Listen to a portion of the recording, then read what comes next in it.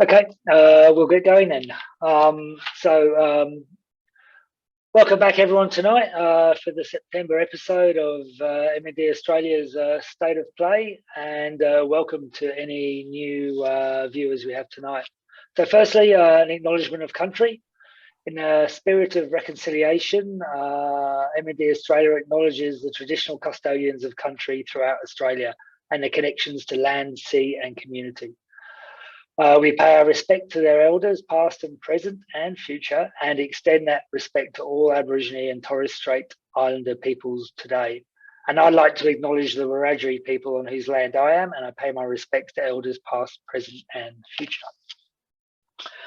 Right, for those of you who are new to State of Play, this is a great opportunity for you to hear about some of the real cutting edge research taking place both here in Australia and tonight from around the world.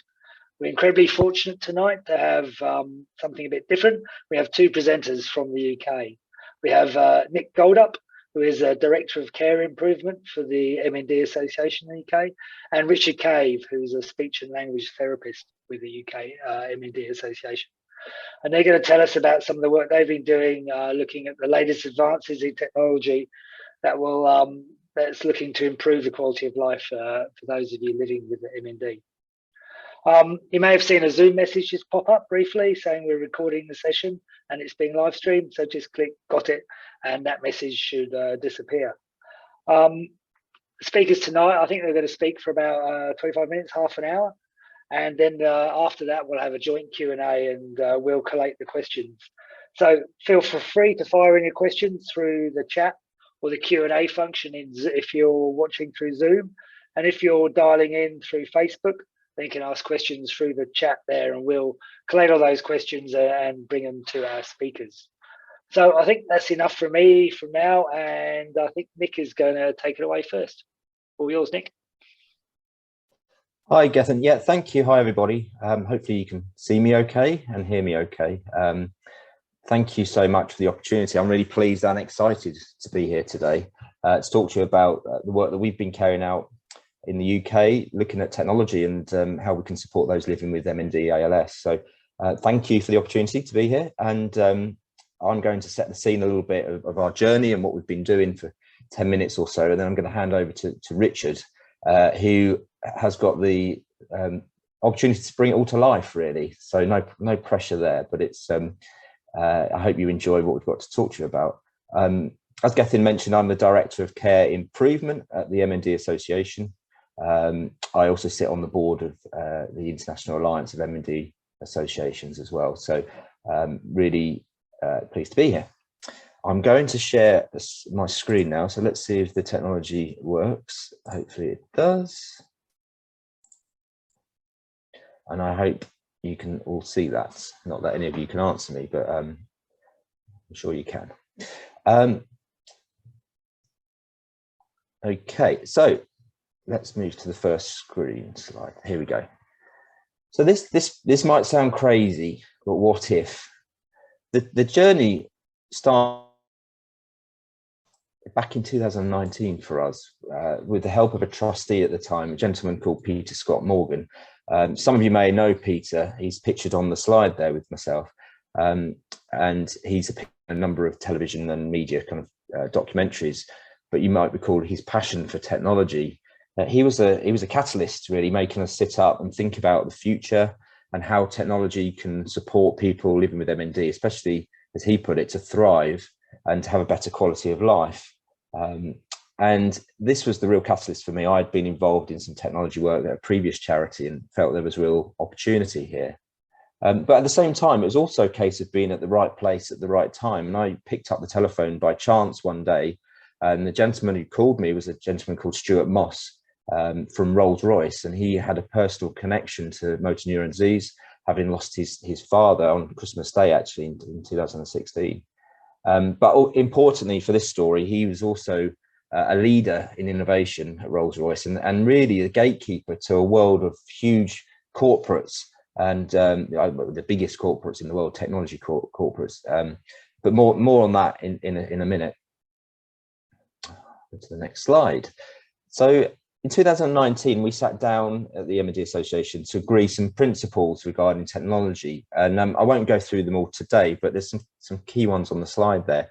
We wanted to make sure that any project benefits people living with MND. I know it sounds obvious, but it needs to benefit and be accessible to those living with MND and ALS, which is really, really important. What's the point in doing any of this and creating technology if it's not accessible?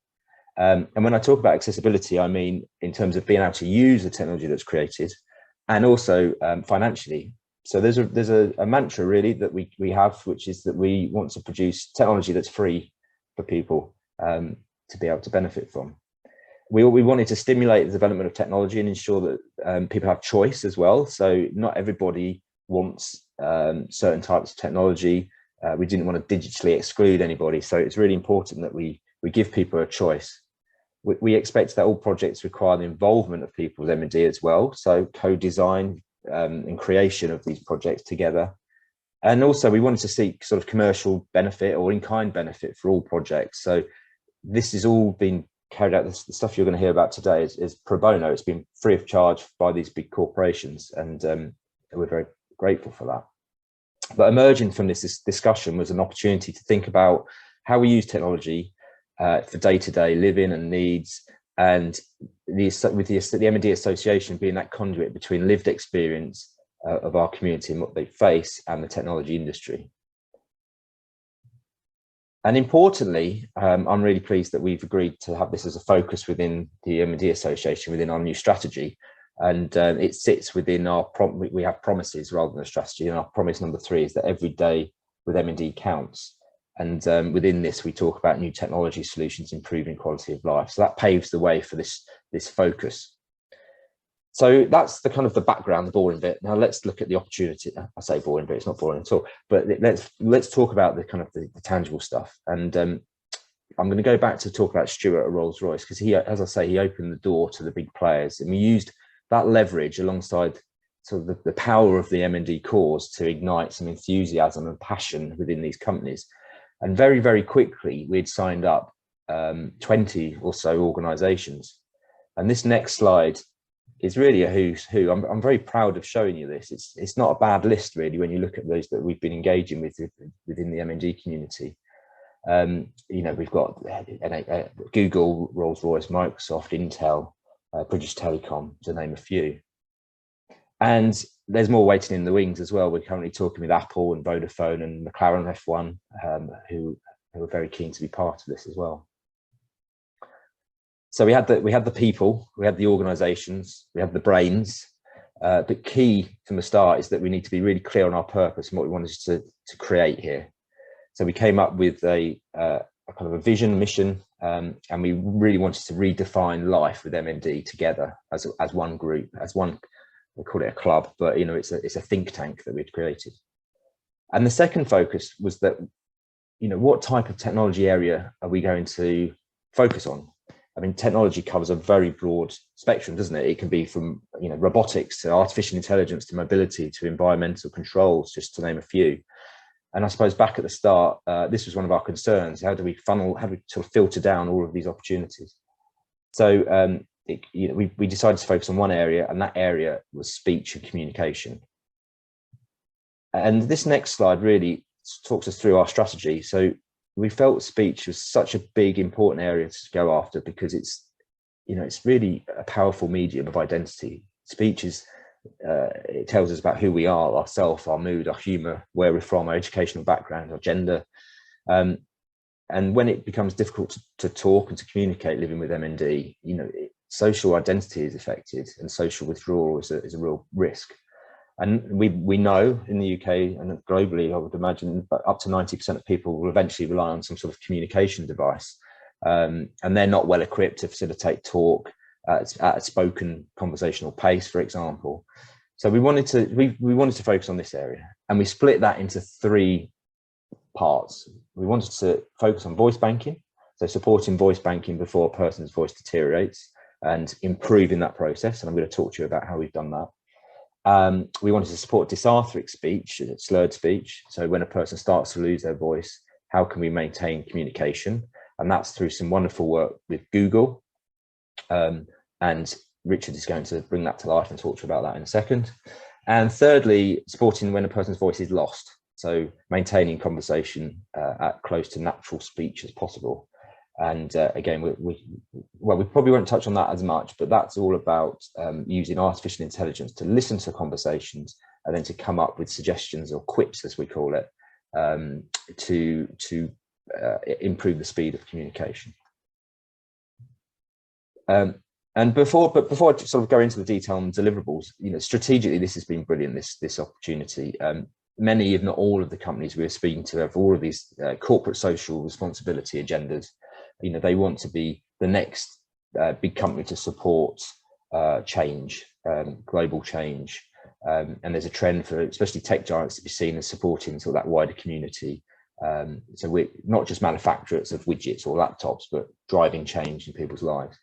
And quite frankly, I'm quite happy to work with them and to have that knowledge and experience for our community. And that brings pro bono opportunities, as I've said before. It creates fundraising opportunities. We've had numerous golf days and fundraising opportunities, charity of the year partnerships. We've got one at the moment with Toyota, and that's all working really, really well. So all very, very exciting. And I suppose the think tank was born. And we've had 6 summits so far. We've had them at Rolls-Royce and at Intel's and at Microsoft offices in London. We've got the 7th one is planned in October at British Telecom. And these events are ecosystems which use to update and drive new projects, bring lived experience, like I say, from our community. What are the exam questions that people face that need technology to help solve, and carving out those exam questions for them to get stuck into. And this slide is trying to sort of give a quick snapshot really as to what we've delivered before we get into a bit more detail. And we tried to sort of think about this, and there's 27 or 30 or so actual achievements that we've brought. And we're going to sort of the biggies we'll talk about today, but we've been developing products, we've been developing and launching things, technology. So we're not just about talking about this, we're actually delivering. And there's some really exciting opportunities around some new products as well.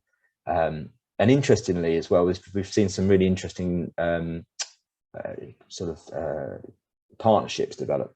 So one example of that is where somebody in the AI, artificial intelligence sphere within jet engines, so within Rolls-Royce, is working with a neurologist to think about how their knowledge of technology can support studies into gut biome. I mean, it's just unbelievable. So let's talk about the first one. This is just something I'm especially very, very proud of, and I know Richard is and the team are as well. And this was a project that we ran with Dell and with Intel and with Rolls-Royce. And what it was all about was historically, we know that voice banking was really difficult for people. It took a long time. It's in 2018, the MND Association carried out a survey in the UK, and it showed that on average, it was taking people 3 months to bank their voice, which is too long. People don't have the luxury of time, and we wanted to make that process easier and better. So we created I Will Always Be Me, and this is an ebook, an electronic book, which is available on the website. Go and have a look, actually, www.iwillalwaysbeme.com. And the vision is that this electronic storybook prepares the family for a future living with MND, but at the same time, banking your voice.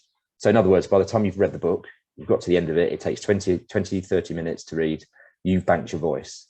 You don't have to do it alone. You can talk, you can read it to a loved one, create a memory of reading it, banking your voice at the same time, and not having to go through this laborious task of, the rain in Spain falls mainly on the plain, or red lorry, yellow lorry. And as I say, that's accessed through a website. The customer journey that we've created is really easy and seamless.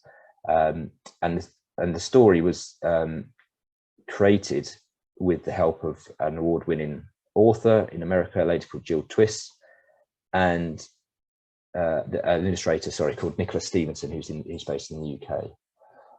I'll show you a few pictures. I think the next slide, here's a few sort of pictures of some of the wording and some of the illustrations, which are just lovely. And you just go through and you read it, as I say. And the words follow the journey of a person living with MND and the changes that they will go through. However, it finishes on a sentence, which is, everything is changing, but I will always be me and I will always love you. And it's quite emotional. And I suppose part of that worry whilst we created this, because it could have been very easy to get this wrong, but we worried that it was going to be too emotional and people would not be able to read the book and then bank their voice. But interestingly, you get a better result if you capture the emotion of a person's voice than you do if you just read random phrases and sayings. I might bring Richard into the conversation now, just to see whether you had anything to add. You've been working with people with MND with the book, and just wanted to hear your thoughts. Yeah, I have. I mean, it's kind of, we always want people to bank their voice, and we want it to be as easy as possible. We don't want it to be a technical challenge. And this is just, we have built this to be very easy. There's nothing to download. You just put in some very few details and then you're off. And it is a story. It's a beautifully illustrated story. And it is about MND, even though it's MND is not mentioned anywhere in the story. It's just about how people feel. And the kind of themes of it is kind of on the outside, I might be changing. On the inside, I'm still me and I still love you. And those are kind of really important messages. And this is the only kind of voice banking experience, for example, or tool, where actually people are invited in, friends and family, to be there while a person banks their voice.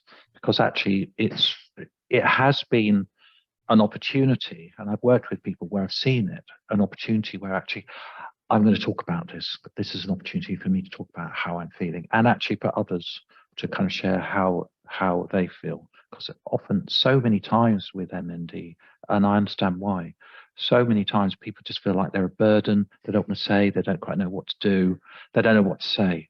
And this is an opportunity right here, as you bank your voice, to actually just open the conversation. Now, you know, sometimes this is not for everybody, because what we're talking about with voice banking here is MND, and some people feel actually all I want to do is bank my voice. I'm not ready for that yet, and that's completely fine. And we have lots of other options which are all available to people living with MND, and they can bank with all these different options. Whatever it is works for them. And the final point about this ebook is that once the person has read the story with all those beautiful illustrations, they can save how they read this story with the illustrations and share it to anybody they like. They can save it locally, email it, save it to Dropbox, whatever. And it's literally the gift of voice. So and people have said to me, and many others, that actually, you know, I kind of wish I could, you know, when that voice changes, I wish I could hear him or her saying these things. And so here is an opportunity. So it's I think it's obviously it's not for everybody, but I think it's a really nice option that doesn't exist anywhere else. Thank you, Richard. Yeah, I totally agree. And I think it's also important to say at this point, this was a pilot for the last 6 months in the UK. It's done really well, and we feel as if there's an opportunity and a responsibility to get this out globally. And so we're doing some work with Intel and Dell at the moment and Rolls-Royce to see how we go about doing that. So do go and have a look, but it won't be available for this audience until a bit later in the year, hopefully. So you know, or maybe into next year. But watch this space. We'll certainly keep you all in the loop as to when we get to that point. Finally, on this, as I said, the reception is just has been brilliant. And award-winning. I was fortunate to go and pick up an award at Cannes in France, where it won 7 awards, I think it was. So it was seen as a brilliant piece of innovation. And on the right there's some articles, plenty of articles you can read on this as well. This was in Forbes magazine last week, I think it was, or the week before. So wonderful awareness raising as well of motor neuron disease, which, you know, money can't buy actually. So yeah, a win-win on that project, I would say. So that's it for me, just for a bit. I'm going to hand over to Richard to bring some of this to life. So I think we've got some live demonstrations even. So what can go wrong with technology? Yeah, exactly. I'd like to share the screen actually with permission, so perhaps you could unshare your screen. I'll share mine. There we go. And thank you. So what I'm about to show you is available in Australia and New Zealand. And interestingly, it's not yet available in the UK. So there. I work part-time with the MND Association. I work part-time with Google. And my whole role at Google is to make sure that they understand that people living with MND need to be represented in their stuff too. So I'm trying my best to ensure that people with MND participate in Google projects and their voices are heard. And so this is a project that, let's have a look, see if I can share this. So this is a project called Euphonia. And I'll just, if I can go back a little bit. So Euphonia has been going from Google for a couple of years now. And the idea is that for people whose speech has changed or has dysarthria, or speech that is changing or changed, to still have equal access to technology. That means be able to access Google Assistant or Alexa or Siri and be able to use anything that those amazing systems offer. Because right now, if speech has changed, those systems are next to useless. And to date, we've been working on collecting recordings of people whose speech has changed. And as a result of that, many of these are people living with MND who have offered to record their voices, and thank you to them. We have the largest database of recordings of people with speech that has changed in the world. And because of that, we can change automated speech recognition systems that exist on your phone, my phone, everyone's tablets, everyone's phones, to better understand our community.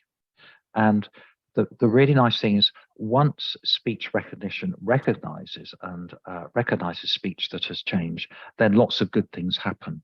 So if people would like to use, home automation like Alexa or whatever, turn on the lights, turn off the lights, play my music, get directions, home controls, environmental control, then through this system, it's much more likely to work.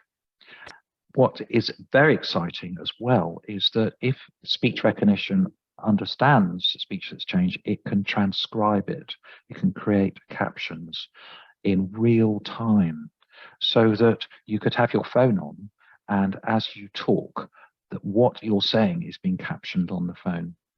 And of course, you can use this technology to do other stuff like speak and write an email, speak and do a Twitter tweet, or do whatever you like. And there's somebody on this project who has MND whose speech has very significantly changed, but using this technology, he is writing a book. And so it's pretty exciting stuff. So the first thing, the first proper release from this project is called Project Relate. It is available in Australia and New Zealand. And just go to g.co/Project Relate. It's been built with everybody whose speech has changed in mind, but there have been a lot of people with MND who've been testing this and just making sure that it's right for our community. Now, what happens is that you download the app from the Play Store. Once you register, you have to register first through g.co Project Relate. And then you're given a link to download this free app onto your Android phone. I'm sorry, it's not ready on Apple yet. And you train the app to better understand how you talk. And you do that by recording some phrases into the phone. It's a minimum of 250 phrases, and you can do a lot more than that if you'd like to. And then once you've done that, then you can use your phone to transcribe or caption your speech. Or you can use your phone to speak into it, and it will come out with a synthesized voice. So perhaps if the listener is not able to read your phone, but you're able to speak using a synthesized voice. And of course, the third is that you could use Google Assistant directly through the app, and hopefully with no difficulties. So what I'm going to do is I'm going to show you a video of somebody actually using this. And this is for real. This is not a Google promotional thing. This is a real person using Relate. On YouTube Music. Oh, my my Google Assistant just jumped up. And this was part of an interview with my colleague speech therapist. So I'm going to, after that I'm going to try and click onto this. And let's have a look. All right, so shout if you can't hear it. What's going to happen is this man is going to start talking. Have a think about how much you understand his speech. And then my colleague, Katie, the speech therapist, says, oh, hang on, I think you've forgotten to switch on Relate, because Relate will transcribe your speech on the phone. And this is his phone. So I'm just going to play it, and then I'm going to ask you what you think.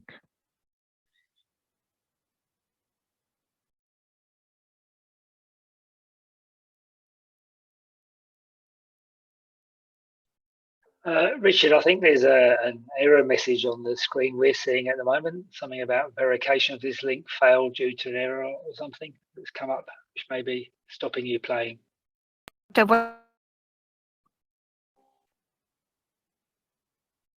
mind me. Right, I'll just hang on. Right, I shall try another way. Thank you for that. Technology, it's a beautiful thing. So, right, I shall share once again. Here we go. It's going to go well this time. So let's have a look. Share it in a different way.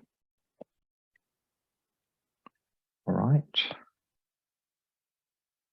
You see that screen with kind of a phone and a face? Yep, that's working well. Mm-hmm. Okay, here we go. Fingers crossed. We're going in. I can go to a public school. So my parents kind of had to fight for that. But I got into the public school.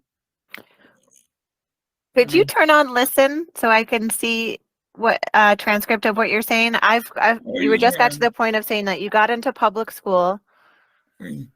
I got into public school, and it opened up a whole big thing for other kids with disabilities to start going to public school.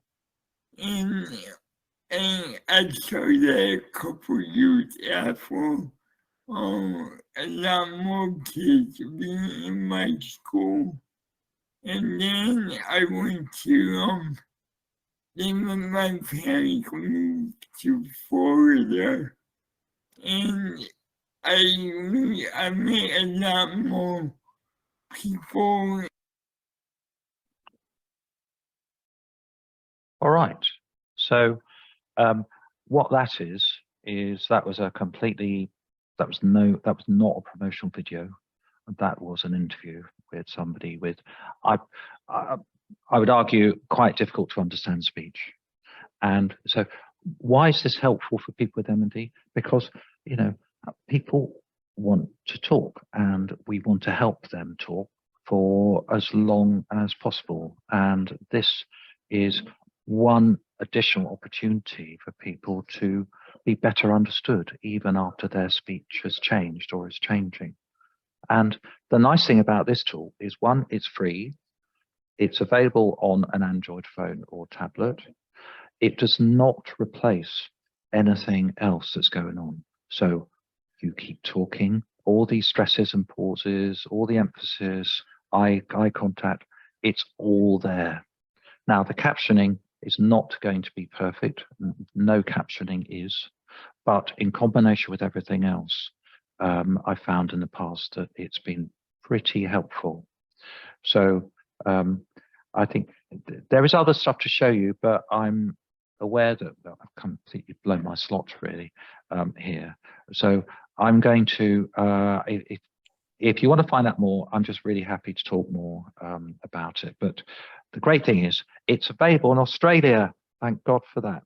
And so if you want to find out more, then just get in touch, and I'll really help, and I'll be more than delighted to actually help you, because I really want everybody to feel okay, and that's why we're doing it. So I'm going to hand back to Nick, if that's okay. Thank you, Richard. I'm going to just share one last slide, so I think I can do that. All right. Hopefully, can you see that, Richard? Yeah. So I just wanted to, I know we're probably getting close to the amount of time we've got, but this is a project I just wanted to quickly talk about, which is, it's not related to speech, but it was one that came up and we felt was too good an opportunity not to partnership with Toyota, who are a Charity of the Year partnership with us at the MND Association. And what they wanted to do is to trial the use of a home support robot for a day in a person's home, that's a person living with MND. And this was in partnership with King's College, who have a host of big brains there and robot engineers, and to demonstrate, you know, in the future how these sorts of things could, how these robots could support people. And you may have seen these robots before. They were on the Paralympics coverage. I think Toyota were a partner, and they were going to use them to, I want to say for crowd control. That's probably the wrong way of saying it, but to support the crowds. But of course, that didn't happen due to COVID. But we essentially identified somebody, and we put this into their home. And here's a picture of Anthony. He was diagnosed in 2021 in North London, and with his family and his children. And it was a great day. We filmed it. We tested it. We made sure that we trialed the robot to do lots of different tasks, such as, you know, lifting a cup and opening a cupboard and all of this stuff. But, you know, it's key that just to mention that this isn't available. This is a long way from being able to be put into people's homes and to support. But it was a nod to the future, really, and for the Motor Neurone Disease Association and the MND community to be part of what the future might look like. So we were really pleased to be part of this project, and we continue to work with them to think about how this could be used going forward as well. So, oh, I'll stop sharing. There should have been a final slide there, but I guess in summary, we could talk and talk and talk on this topic, as I'm sure we have, and we've gone over our time slot. But I hope you found this interesting. I think the future is really exciting. We've got more and more plans to work on new projects. We're going to launch a tech fund through the MND Association to stimulate new ideas as well, to get more stuff done. You know, we're not a talking shop, as I said before. We want to ensure that this gets into the hands of people living with MND, and if we don't do that, we've failed. So we're doing a lot to promote this. We're doing a lot to create the content onto our website so that people can go there and see and have that choice, really. So it's not for everyone, as we've said throughout the presentation, but, you know, let's create choice and create opportunity. And yeah, we'll probably best leave it there and answer any questions that you may have. But it's been a pleasure talking to you. So I suppose back to Gethin. Awesome, thank you, Nick and Richard. I suspect everyone here is just a bit flabbergasted at the moment, because it's some amazing technology that you're talking about. You got a few questions. So to take a real mercenary sort of angle on this, what did bring the companies to the table? You know, was it that initial connection through Rolls-Royce, or, you know, why MND, or, you know, what makes it? I mean, obviously, we know what a horrible disease it is, but why MND? Great question. I'll start, and Richard, you can come in. stars aligned to begin with, in that there was a bit of fate, so that we had an individual in a very influential company in Rolls-Royce, big sort of British, well, global firm really, but had a lot of clout, let's call it, and leverage on lots of different suppliers. And so we've absolutely used that to the best ability that we can. But I think what really helped is we had our first summit, and it introduced MND to everybody, and Peter, there was a picture of myself and Peter standing at the front there and just talking about what motor neuron disease is and raising awareness within that group of people. They all left that day wanting to do something, wanting to give back to the community and to create change. And we've just kept the wind in the sails, really. We've just kept engaging, we have bite-sized meetings every community, and that feel of that ecosystem together. The summits have worked really well, and I think, being really brutally honest as well, these companies are in it for their own PR and their own credibility, and to give back, but not when it doesn't impact them as well as an organization. So we allow that, and we can create that to happen. And I think that's worked really well. And Richard, would you add anything to that? Yeah, I think it does work well. I think the corporates are looking for opportunities to show that they can use technology for good, and they have their own reasons for that, and that's fine. And I think that our role, as the MND associations around the world, are to enable them to come up with ideas and group together to actually figure out how their technology can be used for the real functional gain of people living with MND. They want to do good stuff, like Google. Google genuinely wants to do good stuff, and they've got a lot of really bright people, but they don't quite know what to do. And that's why MND Australia, MND Association, all these MND associations around the world, we have a real valuable, important place for Google and others. And of course, if we can provide people that are living with MND that would like to help and just teach Google and other companies what the real deal is, then they're always, certainly Google have just been amazing. But with that Relate product, we've had people living with MND throughout the whole thing. And I'm sorry to say, but that might not always be the case with products that are aimed for our community. But in this case, because of the kind of work that we've been doing at the MND Association to bring people together, we are going to do that. We're going to make sure that people, for corporates working in this space, if they build stuff that's not right for the end user, for the end community, it's very expensive and nobody uses it. It's a complete waste of time. So that's why we really add value, not just to our community, but to the corporates as well. So everybody just does the right thing because everybody talks to each other. We've always said from the beginning as well, get it right for MND, you get it right for lots of people with disability. And I think that's really resonated.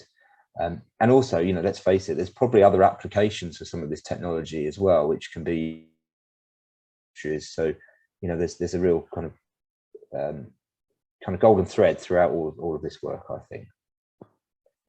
There's a really good question just come in there, is how can we help to sort of sustain this, help roll it out? Is it uptake? Should everyone try it? Basically, is that the way that it really makes sure it keeps moving along and it becomes as widely available as possible? Sorry, go on, Nick. Sorry, go. No, you go, Richard. All right, I will. Just say, yeah, it is uptake, because for something as important as, say, Relate or I Will Always Be Me, people are monitoring how much uptake this is. And there's what keeps me up at night is people that I can't influence very well can make decisions to stop this stuff, but if it's not uptake. But the thing is, I'm seeing when I'm working with my clients face to face, this is really important, because at an individual level, what we're doing is we're helping people to live their own lives, do what they want to do, just at the individual level. That's what this is all about. And so uptake is something that the corporates understand. And actually, you know, I'd love everybody living with MND, all their families and carers, all the professionals, to know about this stuff as an option. And if it doesn't work for them, that's fine, but it's their decision. It's not mine or anyone else's. And Richard wouldn't say this on his behalf. Richard's been out and about a lot, talking about these products, training speech and language therapists in the UK, so they're aware. Just, you know, getting word out really, and you know, Richard's been a real trailblazer on getting this out there. So I think that's really key. People are aware of it. If we create this stuff and no one knows about it, we've failed, haven't we? So let's get out and talk about it. And so basically, it's the idea is everyone try it out and then tell your friends about it as well. To try it out as well is what we can do. Certainly, from the Australian perspective, is you know, spread the word and see if it works. I think so, yeah. Well, the only caveat being, I will always be me, of course. Which, yes, you know, we are desperately. I mean, I would be negligent. No, probably the wrong word if I didn't get this out into the hands of people globally. And we're doing all we can to make that happen. It's a victim of its own success in many ways, in that, you know, we did expect it. We knew we had something good here, but it's just been brilliant this year, and so we need to fast track it into the hands of people around the world. So I'm going to be doing a lot of work, especially with the MND Alliance, you know, the International Alliance of MND Associations. I think there's an opportunity there to really get this out there, but there's also some other stuff at the back end around, you know, let's make sure that we negotiate this so that globally people don't have to pay, or the price comes right down. I saw there was a question around the cost actually, and within the UK we've worked with Intel and Dell to make sure that that's covered by the MND Association, so nobody pays individually to bank their voice, but we do through the association. Now, every time I go and talk to a different country, there's another market, there's another 500 people, 1,000 people, or 10,000 people. That could have an impact on the costs, and so globally we can start to, you know, get a bigger bang for our community's buck. So good opportunity. So I might have missed that, but the I will always be me. Is it agnostic to what sort of technology you use to actually record your voice while you're going through the book, or does it have to be through a specific kind of app or a technology? It is agnostic, amazingly. You can do it on your Apple iPhone, your Android phone, your tablet, your iPad, your laptop, your Mac. But when we record voice, you know, the same rules apply. It's got to be as best quality you can. And, you know, if you do have a USB headset microphone like this one, actually, this isn't USB, it's wireless, but, you know, use that. So whatever you do, it doesn't matter what you do, but try and get the best recording you can, because all that matters. But there's nothing beyond that. Nothing to download, nothing. That'd be good, because I think that we do. So I think some of the state associations here do have some voice banking sort of technology already. So it may well be great if it can integrate into that, I suppose. But, yeah. Cool. And so also, how can people sort of provide feedback as well and get involved in their technology and sort of help evolve this in that way as well as using it? Is there other opportunities for people to feed back and help keep developing it? Always, I would say. Yeah, sorry, Richard. I was going to say there's probably some specific answers to this, which perhaps the Google stuff, Richard. You've got ways of people being able to use that and then to feed back. There's probably mechanisms within I Will Always Be Me. We've built that into the website, so you can give feedback. And within the UK, especially, we are, as I said at the start, you know, the people with MND are part of this journey all the way through. So we're always engaging with our community to test that. Now, as we roll this out globally, I think there should be an opportunity for other countries that we're rolling it out through work with the MND associations in those countries to access the community so that we can start testing it and making sure it works, because there will be differences around the front end and possibly the back end on some of this technology. So I'll absolutely be in touch. When we get into Australia, I'll be knocking on your door saying, let's work together. That'd be brilliant. Yeah, and it's similar on the Relate app, and actually the other ones that if you register, you download the app, there's a section there for feedback, and that working on the team, all the feedback gets read and it gets handed over to the speech therapist as well. There are 4 of us on there, and indeed you can contact me as well. It's fine. And indeed, if you want to just spend more time just having a look at the app, it's no problem setting up an online session. Absolutely not. It is worth our time. But by the same token, this is technology. It's not communication. So, you know, it's only going to work if it supports what people want to do. And if it doesn't support what people want to do or how they communicate, that's fine, because communication is so much more than an app. And, you know, I have this conversation with Google quite a lot. We're not going to solve communication with an app. There's a lot more to communication than that, but I think this will help. And just a quick question, do you have a timeline on when the Apple version of the Relate app will become available? That is the #1 question I am always asked, and I genuinely don't, but it always comes up. So, you know, we'll just, one day it'll be a happy world where actually Android and Apple will be just everything's great. But I think it will eventually.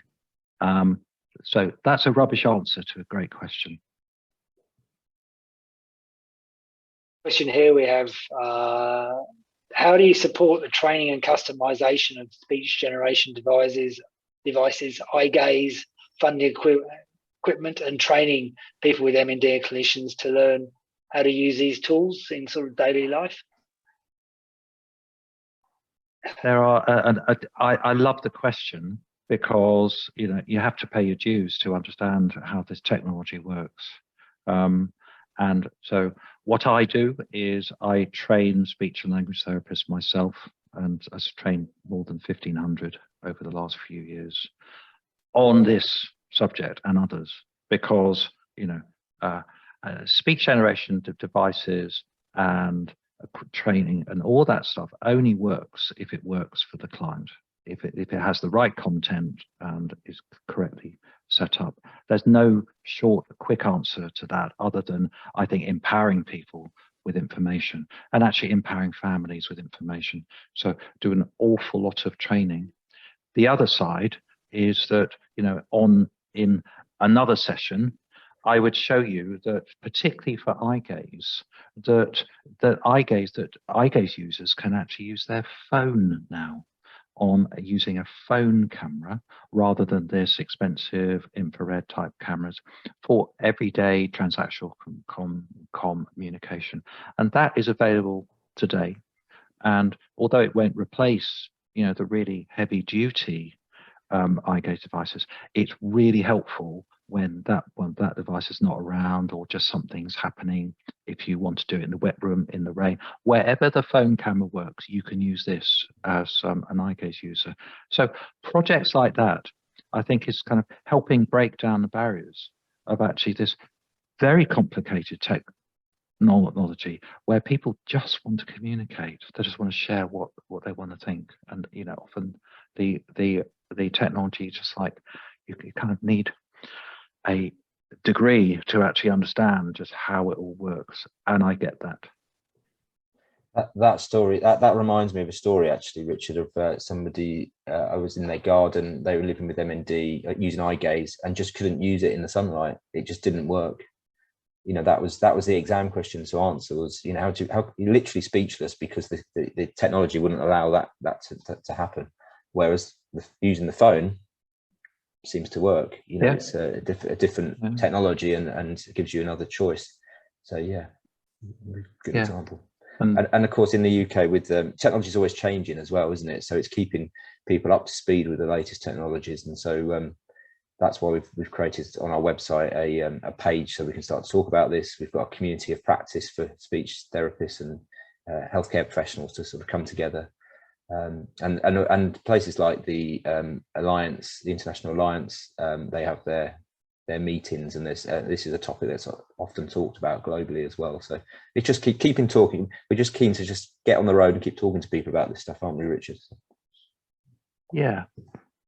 And I love that question, you know, because there are lots of rural communities, disadvantaged communities, every community where actually this kind of technology is really, you know, it's just not as available as it could be.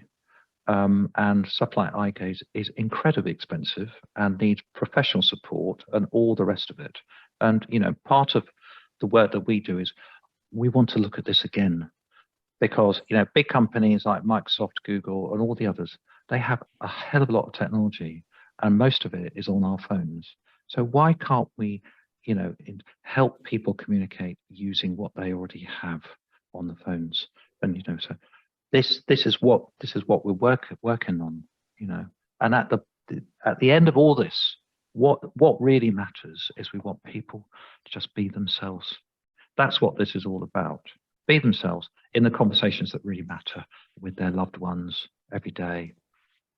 That's the stuff I really care about. The conversations that I'll never hear, but go on every single day. So there is a comment about the potential risk for when people are providing kind of free services or free software that it can sometimes lose support. How do you come around? I mean, I think you breached this before, that at any one time some senior manager at Google could just pull the plug if they really wanted to. So what is the trick to keeping them engaged, keeping them, you know, keep this front and center? This is quite an interesting one, because I'll talk to I Will Always Be Me. That's because we were having a conversation yesterday about this, because part of the conversation around getting this global is about where it sits and the ownership. So it's all very well the, you know, Dells and Intels of the world developing and, you know, funding and developing and taking this forward and standing in the sun, let's face it a little bit. That's all good, that's all fine, totally fine. But then what happens next when the next charity come knocking or the next thing happens and, you know, attention is diverted elsewhere? So we've just, you know, we're talking about where this sits, and the risks. There's pros and cons to paying someone to do this and to owning it and not. You know, if we lose the control, for example, and I Will Always Be Me, the back end we don't get say of what the back end looks like, or the cost, or if that company's bought out and, you know, the cost goes through the roof for people with M&D. So we're just looking at where that could sit, how we could own that going forward and take that control. So I think that's probably the next phase of our think tank is, okay, we've set the question, we've developed the answer, we've got the product. Now let's bring that into the community so that we can really control that and make it as accessible and as free for people with M&D and ALS. So yeah, it's a difficult one. There's pros and cons to you know, in other areas we have done that. We've, you know, so Google, you know, they're not going to give their technology to us, but probably Richard could talk more about that. But they develop and then just put it out there, and then it's available. No, I think that answered that question really well. It is about getting some ownership over it, I think, and then if you have to put some resources into keeping it supported, then you're able to do that. I guess you have that control to be able to do it. And if it's valuable, people, I think, will be okay with paying for it a certain amount. And if you can work it out as a pay as you can type approach, you know, then I think these things can be viable. Certainly got lots of interest from people looking to connect with you guys. So what I think we can also do is make sure we put your email addresses, contacts up on the page with where the video, the recording goes, if that is okay for you with you guys. So then people who might, because I think once we finish the Zoom, the chat disappears and all the connections go. I might finish this with one last question. And so obviously we've talked about sort of banking your voice, transcribing what you're. The next stage after eye gaze, I guess, is the brain-computer interfaces, which we're. Have you any thoughts about that, or is that the final frontier, I guess? It's amazing technology, isn't it? I think you've been talking with Tom Oxley. Is he Australian based? I remember he presented in Perth at the International Alliance meetings, the symposium, and it just blows you away, that technology. I mean, it's just unbelievable. It's for our group, for the think tank, it's probably something we might get involved in, but I think we're going to kind of concentrate more on the kind of tangible stuff that's directly beneficial to everybody at this point. But because there's people doing that, there's people like Tom who's fully involved in that. But the thought of being able to just think and something happen is just, I mean, it's science fiction, isn't it? It's just unbelievable. Whether there'd be a big uptake on that, I don't know. But yeah, it probably wouldn't be the focus for us as in the think tank just yet. But we're keeping an eye on it, and through the work through our research team and Brian Dickey, we keep close to what's happening globally.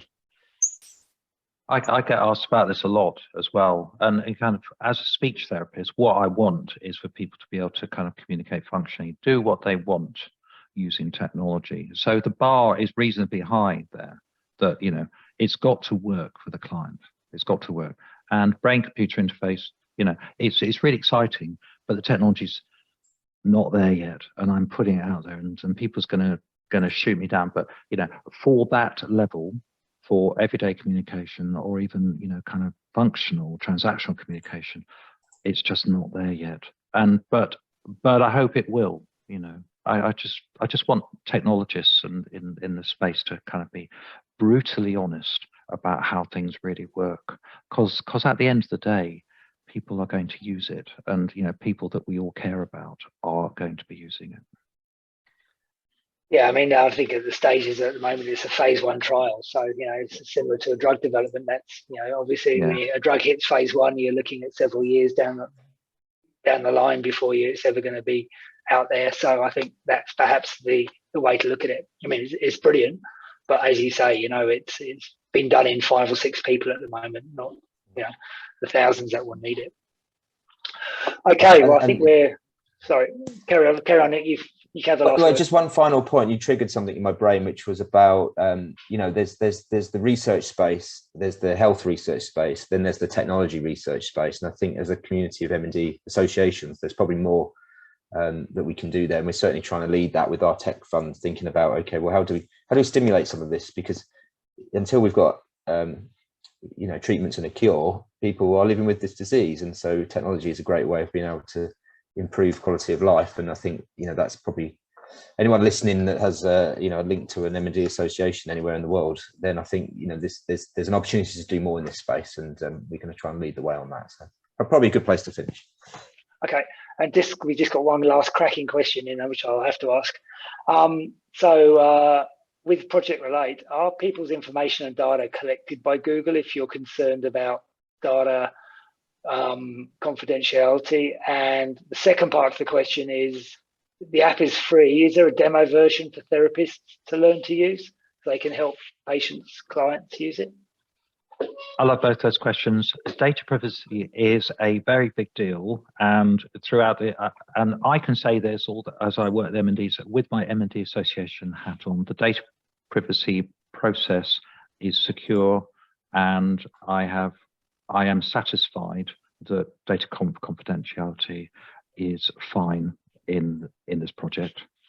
And on the other side, if you're a speech language therapist or an assistive technologist, or indeed anybody that works with people with MND that wants to understand this Relate technology, just register and do it yourself. It's completely fine to do that for professionals. Do all the recordings, try out all the apps, get in touch with me if you want to. Absolutely fine, because we know that SLTs and others. Yeah, I'm never confident about talking about something with my client unless I feel okay about it. And if I don't feel okay about it, I probably won't talk about it. So this is why. Great, cool. Right, we'll have to wrap up now. We're I think the conversation has been totally enthralling, and hence we've gone way over time. But anyway, everyone's still here, so no dramas. Right, thank you both for brilliant talks. That was fantastic, back and forth around that. I think everyone has thoroughly enjoyed it. Thank you to everyone else who dialed in as well. We really appreciate your company. And as you probably used to, the session has been recorded, and you'll receive an email with links to the talks, and please share that amongst your networks. Let everyone else know about this fantastic work and these opportunities out there. We were actually going to hear from Thomas Oxley next week or the week after, but he's had to change his travel dates. He's now in a completely incompatible time zone. So we'll be booking him in later in the year, so that we'll hear a bit more about the brain-computer interfaces that are on their way, that will perhaps be the next frontier. Once you've banked your voice, you can then get just think about your computer speaking for you. That's it for now. Again, thank you to Nick and Richard. Enjoy the rest of your days. I think it's pretty early for you, and I'm going off to have some dinner.